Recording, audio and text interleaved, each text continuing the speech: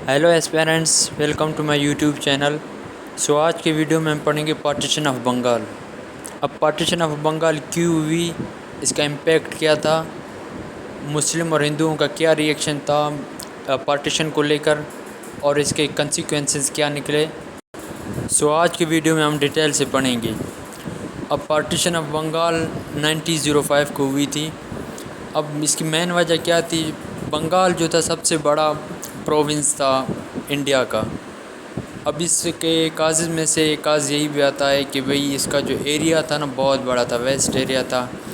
Approximately 1,89 square miles इसका area था। अगर पॉपुलेशन की बात की जाए तो 78 मिलियन पॉपुलेशन, लगभग 8 करोड़ के लगभग थी। अब इतनी बड़ी पॉपुलेशन थी, इतना बड़ा एरिया था, जिसकी वजह से इस सूबे को एडमिनिस्ट्रेटिवली मैनेज करना बहुत मुश्किल हो रहा था, जिसकी वजह से पार्टीशन हुई बंगाल की और बंगाल को ईस्ट और वेस्ट अब बंगाल में डिवाइड किया गया, तकसीम किया गया था। अब ऐसे कौन से इवेंट्स हुए जो पार्टीशन ऑफ बंगाल का सबब बने?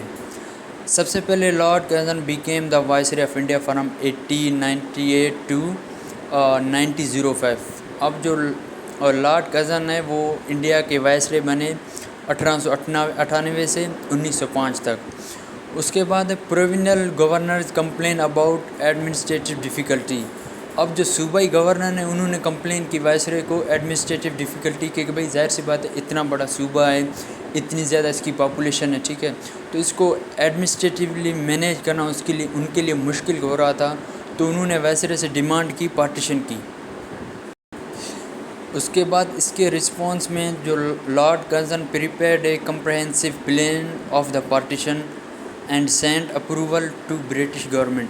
अब जो इसके रिस्पॉन्स में जो लॉर्ड कर्जन है उसने क्या किया, उसने एक कम्प्रहेंसिव प्लान तैयार किया पार्टीशन ऑफ बंगाल के लिए, और उसने एक अप्रूवल भेजा ब्रिटिश गवर्नमेंट को बंगाल की पार्टीशन के लिए। British government approved and announced the partition of Bengal on 16 अक्टूबर 1905। अब जो ब्रिटिश गवर्नमेंट है उन्होंने अप्रूवल को जो वाइसरॉय की तरफ से भेजा गया था उसको अप्रूव किया और उसने अनाउंस किया पार्टीशन ऑफ बंगाल 16 अक्टूबर 1905 को। अब जब पार्टीशन हुई बंगाल की तो बंगाल को 2 पार्ट्स में डिवाइड किया गया, east Bengal and west Bengal.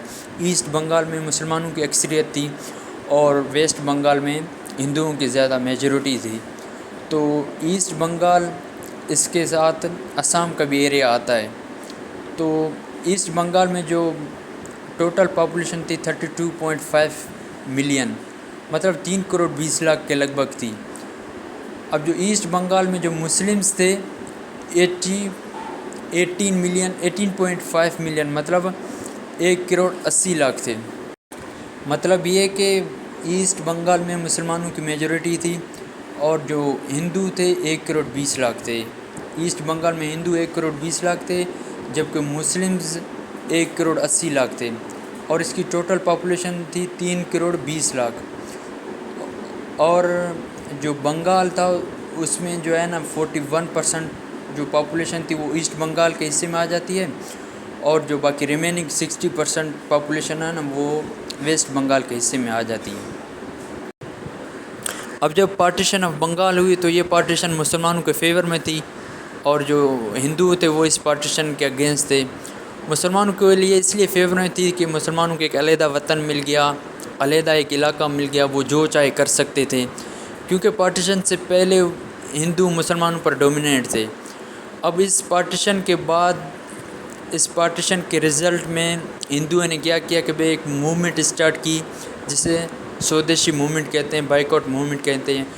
उन्होंने क्या किया कि भाई जो ब्रिटिश गुड्स हैं, जो बाहर से जो भी ब्रिटिश के लिए सामान वगैरह आ रहा था, इंडस्ट्रीज़ का, फैक्ट्रीज़ का, जो भी, उन्होंने इस चीज़ का बाइकआउट किया। तो ये जो स्वदेशी मूवमेंट थी इसकी हिंदुओं की तरफ से, तो ये सक्सेसफुल रही।